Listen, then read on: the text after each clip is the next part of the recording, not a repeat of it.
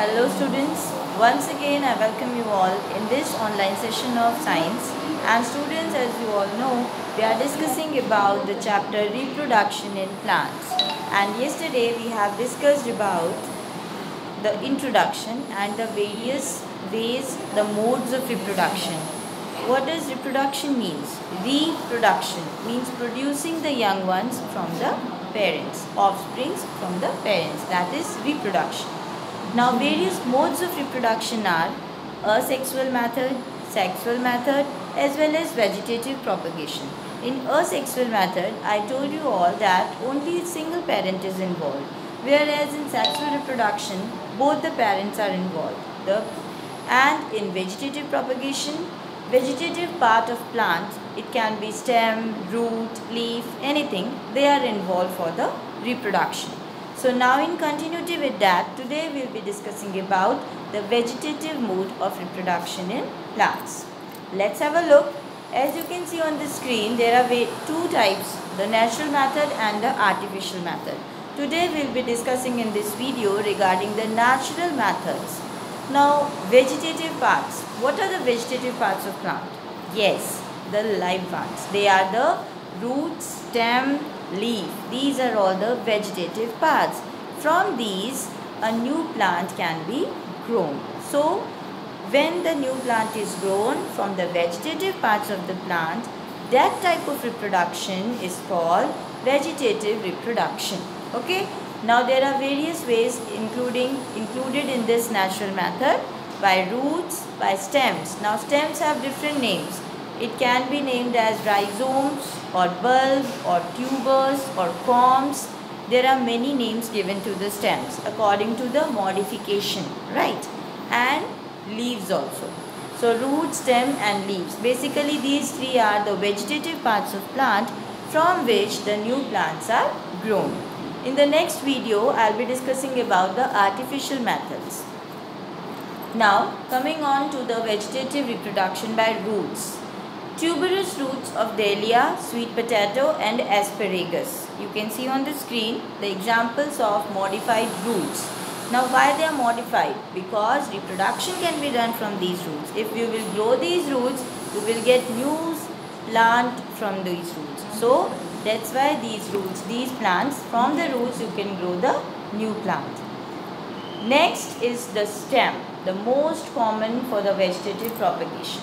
Now stems are of different kinds. Some are runners, some are underground.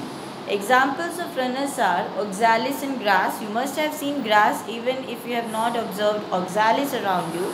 Grass we all have seen. It's an example of runner stem. Okay. Then mint you must have seen. It's also running throughout the ground. All over the ground it's there and it is a runner. It's not under the ground.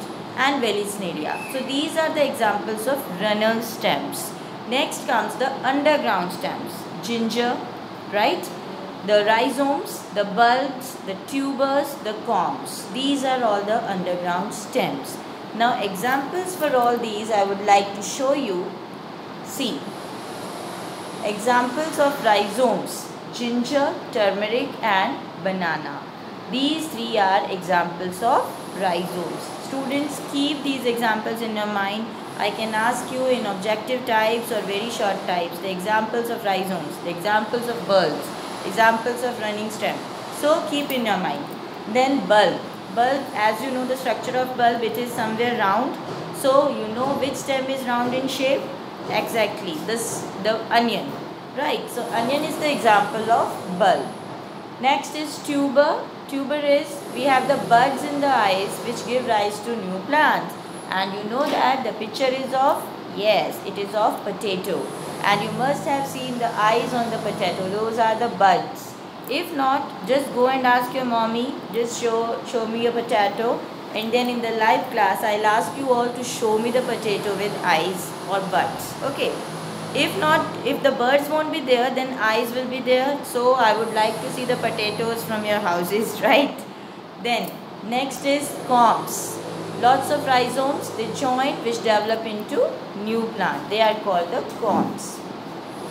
Now the next vegetative part is leaves. Yes, they develop small buds called adventitious buds on their margin, throughout the margin, as you can see in the picture.